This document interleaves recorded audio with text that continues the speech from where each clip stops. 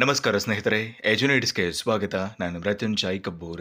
2025ರ Karnataka TET ಅಧಿಸೂಚನೆಗೆ ಪೂರಕವಾಗಿ 2025ರಲ್ಲಿ ಕರ್ನಾಟಕ ಟಿಇಟಿನ ಎದುರಿಸಬೇಕು ಅನ್ನುವಂತಹ ಎಲ್ಲ ವಿದ್ಯಾರ್ಥಿಗಳ ಪರವಾಗಿ ಕರ್ನಾಟಕ ಟಿಇಟಿಯ ಪಠ್ಯಕ್ರಮ ಏನಿದೆ, ಸಿಲೆಬಸ್ನಲ್ಲಿ ಏನೇನು ಇನ್ಕ್ಲೂಡ್ ಆಗಿದೆ, ಬೆಸ್ಟ್ ರೆಫರೆನ್ಸ್ ಪುಸ್ತಕಗಳು ಯಾವ್ಯಾವುದು, ಹೇಗೆ ಓದಬೇಕು ಅನ್ನುವಂಥ ಒಂದಿಷ್ಟು ವಿಡಿಯೋಗಳ ಸರಣಿಗೆ ಪೂರಕವಾಗಿ ಮೊದಲ ವಿಡಿಯೋದಲ್ಲಿ ನಾವು 2025ರ ಕರ್ನಾಟಕ ಟಿಇಟಿಯ ಸಿಲೆಬಸ್ ಮತ್ತು ರೆಫರೆನ್ಸ್ ಪುಸ್ತಕಗಳನ್ನು ನೋಡ್ತಾ ಇದ್ದೀವಿ. ಇನ್ನೇನು ಕೆಲವೇ ದಿನಗಳಲ್ಲಿ ಕರ್ನಾಟಕ ಟಿಇಟಿ 2025ರ ಅಧಿಸೂಚನೆ ಹೊರಬರಲಿದೆ. ಹಾಗೆ ಜೂನ್ ಅಷ್ಟೊತ್ತಿಗೆ 2025ರ ಕರ್ನಾಟಕ ಟಿಇಟಿ ಪರೀಕ್ಷೆ ಕೂಡ ನಡೆಯಲಿದೆ.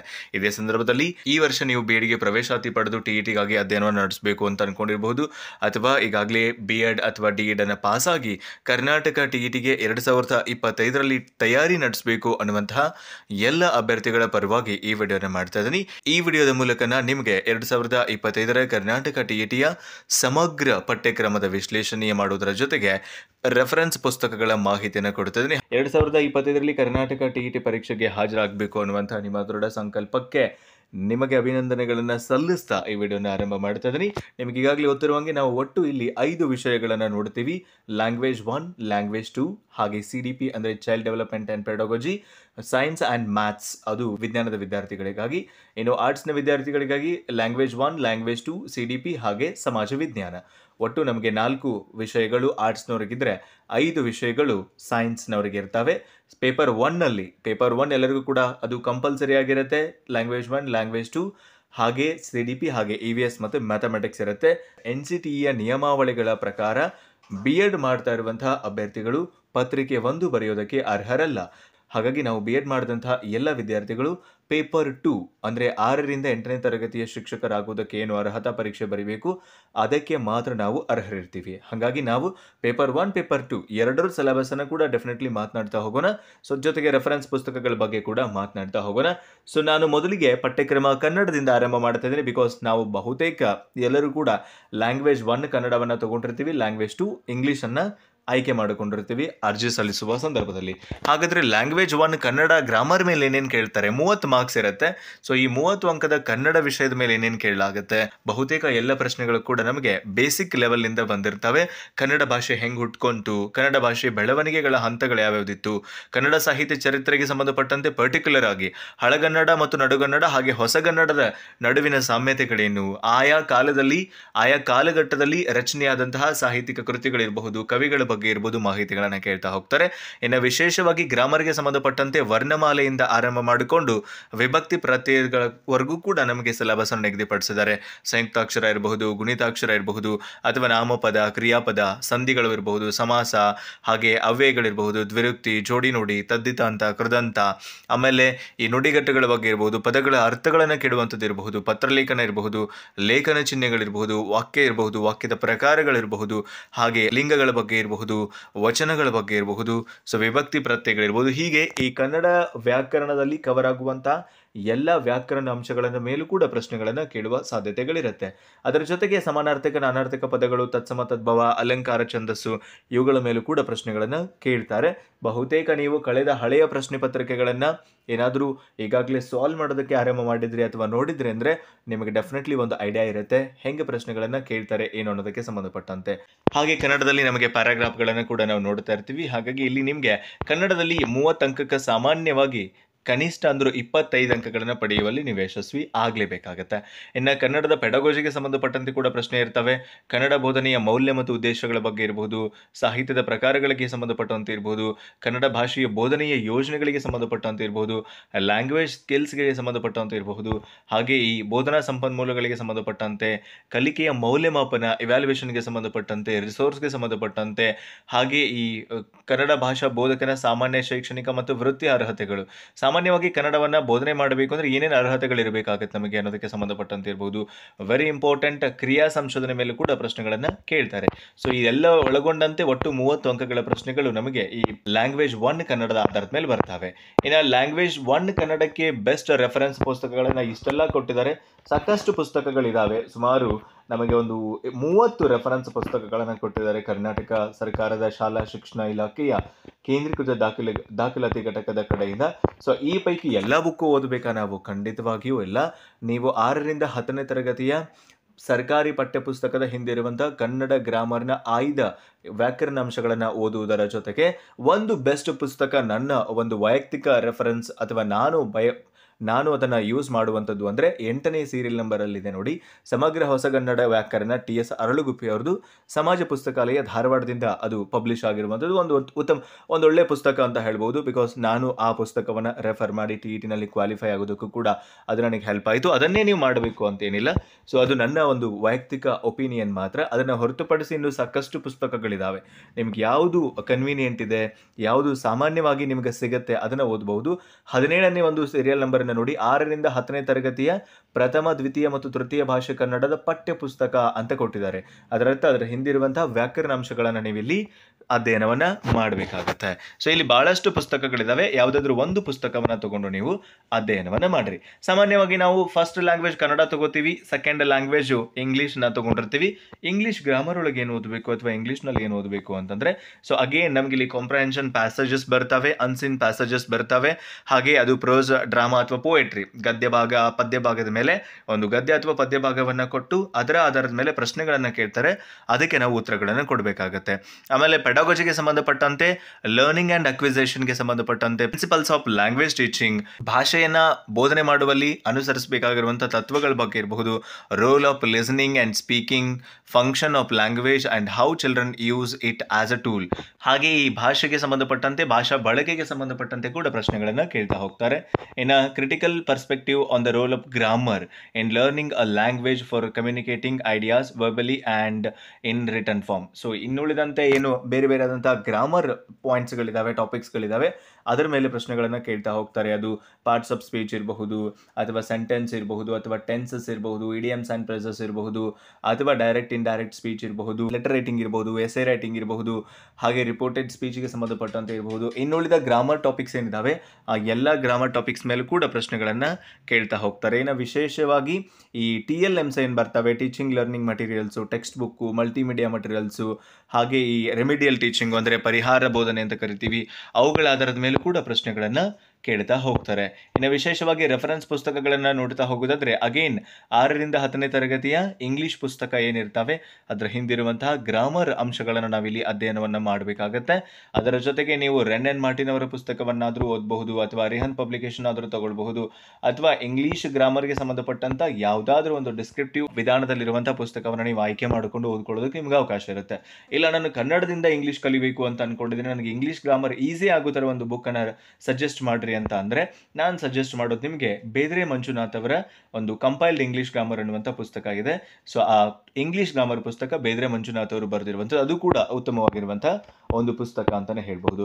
ಇನ್ನು ಇದನ್ನ ಹೊರತುಪಡಿಸಿದ್ರೆ ನಮಗೆ ವಿಶೇಷವಾಗಿ ಕನ್ನಡವನ್ನು ನಾವು ಮೊದಲ ಭಾಷೆಯಾಗಿ ತಗೊಂಡು ಇಂಗ್ಲಿಷನ್ನು 2ನೇ ಭಾಷೆಯಾಗಿ ತಗೊಂಡ ನಂತರ ನಾವು ವಿಜ್ಞಾನ ಅಥವಾ ಆರ್ಟ್ಸ್ನ ವಿದ್ಯಾರ್ಥಿಯಾಗಿದ್ರೆ ನಮಗೆ ನೆಕ್ಸ್ಟ್ ಬರುವಂತಹ ವಿಷಯ CDP ಅಥವಾ ಚೈಲ್ಡ್ ಡೆವಲಪ್ಮೆಂಟ್ ಆ್ಯಂಡ್ ಪೆಡಾಗಜಿ ಅಂತ ಕರಿತೀವಿ ನಾವು. ಸೊ ಈ ಶಿಶು ಮನೋವಿಜ್ಞಾನ ಹಾಗೆ ಬೋಧನಾಶಾಸ್ತ್ರ ಏನಿದೆ, ಆ ಶಿಶು ಮನೋವಿಜ್ಞಾನ ಹಾಗೆ ಬೋಧನಾಶಾಸ್ತ್ರಕ್ಕೆ ಸಂಬಂಧಪಟ್ಟಂತೆ ಒಟ್ಟು 10 ಚಾಪ್ಟರ್ಗಳನ್ನು ಇಲ್ಲಿ ನಮಗೆ ನಿಗದಿಪಡಿಸಲಾಗಿದೆ. ಆ 10 ಚಾಪ್ಟರ್ಗಳ ಆಧಾರದ ಮೇಲೆ ಮಾತ್ರ ಪ್ರಶ್ನೆಗಳನ್ನು ಕೇಳ್ತಾ ಹೋಗ್ತಾರೆ. CDP child development and ಪೆಡಾಗಜಿ.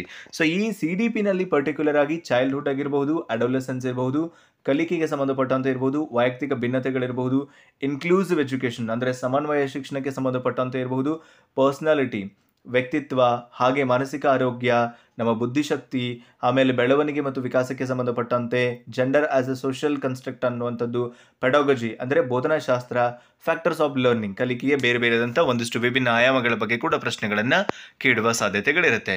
So ಈ ಚೈಲ್ಡ್ ಡೆವಲಪ್ಮೆಂಟ್ ಆ್ಯಂಡ್ ಪೆಡಾಗಜಿಗೆ ಸಂಬಂಧಪಟ್ಟಂತೆ ನಾವು ವಿಶೇಷವಾಗಿ ಕನ್ನಡದಲ್ಲಿ ಶೈಕ್ಷಣಿಕ ಮನೋವಿಜ್ಞಾನ ಅನ್ನುವಂಥ ಡಾಕ್ಟರ್ HV ವಾಮದೇವಪ್ಪ ಅವರ ಪುಸ್ತಕ ಉತ್ತಮವಾಗಿರುವಂಥದ್ದು. ಅದನ್ನು ಬಿಟ್ಟರೆ ಶೈಕ್ಷಣಿಕ ಮನೋವಿಜ್ಞಾನ ಮತ್ತು ಬೋಧನಾಶಾಸ್ತ್ರ ಅನ್ನುವಂಥ ಡಾಕ್ಟರ್ KM ಸುರೇಶ್ ಅವರ ಪುಸ್ತಕ ಕೂಡ ಉತ್ತಮವಾಗಿರುವಂಥದ್ದು. ಆ ಪುಸ್ತಕಗಳನ್ನು ಕೂಡ ನೀವು ಇಲ್ಲಿ ಆಯ್ಕೆ ಮಾಡಿಕೊಂಡು ಓದುವುದಕ್ಕೆ ಅವಕಾಶ ಇರುತ್ತೆ. ಇನ್ನು ಇಂಗ್ಲೀಷ್ನಲ್ಲಿ ಓದ್ತೀರಿ ಅಂದರೆ ಸೊ ಇಂಗ್ಲೀಷ್ನಲ್ಲೂ ನಿಮಗೆ ಸಾಕಷ್ಟು ಪುಸ್ತಕಗಳನ್ನು ಇಲ್ಲಿ ಈಗಾಗಲೇ ಕೊಡ್ತಾ ಇದ್ದಾರೆ.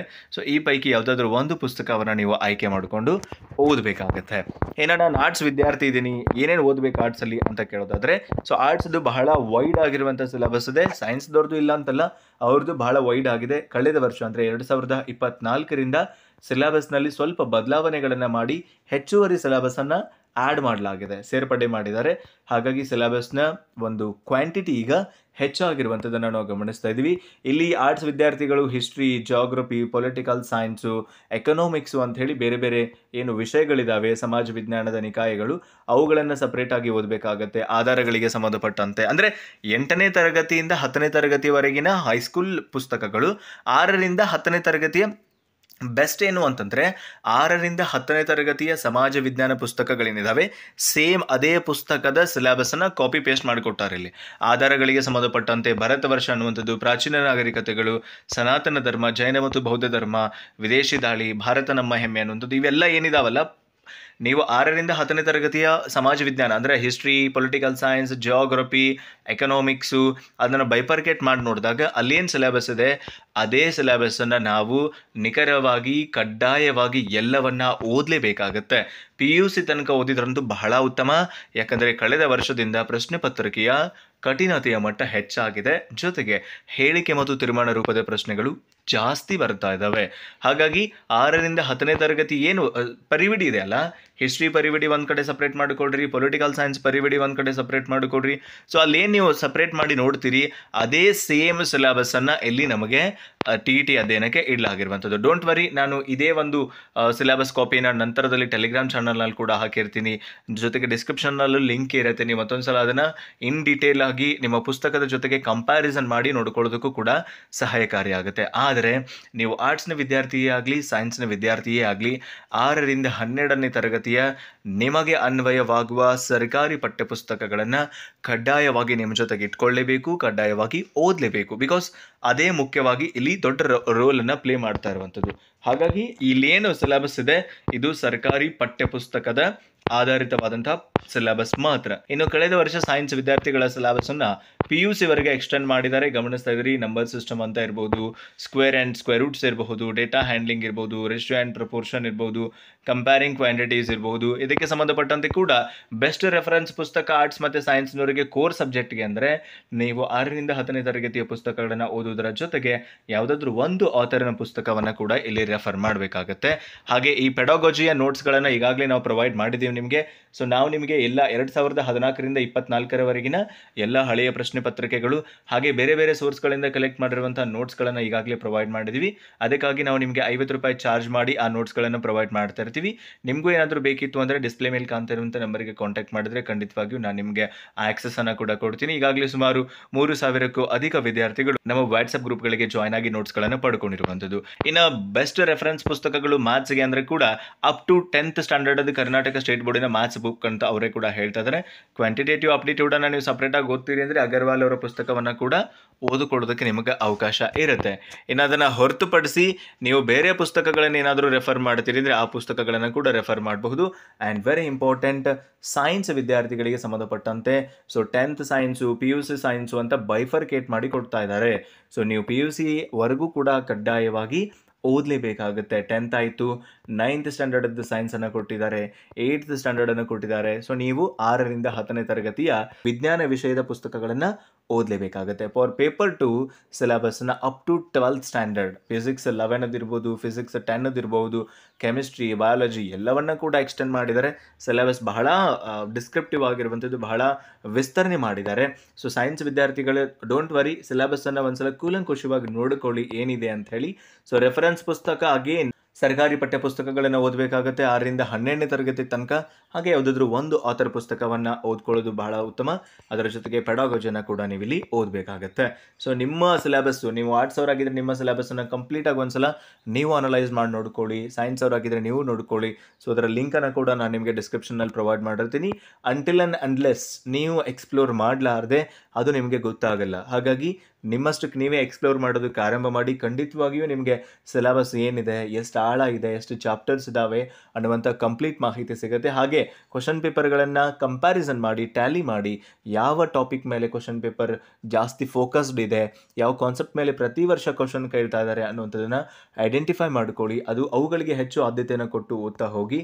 ಅದರ ಜೊತೆಗೆ ನಿರಂತರವಾಗಿ ಮಾಕ್ ಟೆಸ್ಟ್ಗಳಾಗಿರ್ಬೋದು ಅಥವಾ ಹಳೆಯ ಪ್ರಶ್ನೆ ಪತ್ರಿಕೆಗಳನ್ನು ಬಿಡಿಸುವಂಥದ್ದಾಗಿರ್ಬೋದು, ಈ ಒಂದು ವಿಧಾನಗಳನ್ನು ಅನುಸರಿಸಿದ್ರಿ ಅಂತಂದರೆ ಡೆಫಿನೆಟ್ಲಿ ನಿಮಗೆ ಯಶಸ್ಸು ಆದಷ್ಟು ಬೇಗ ಸಿಗುತ್ತೆ.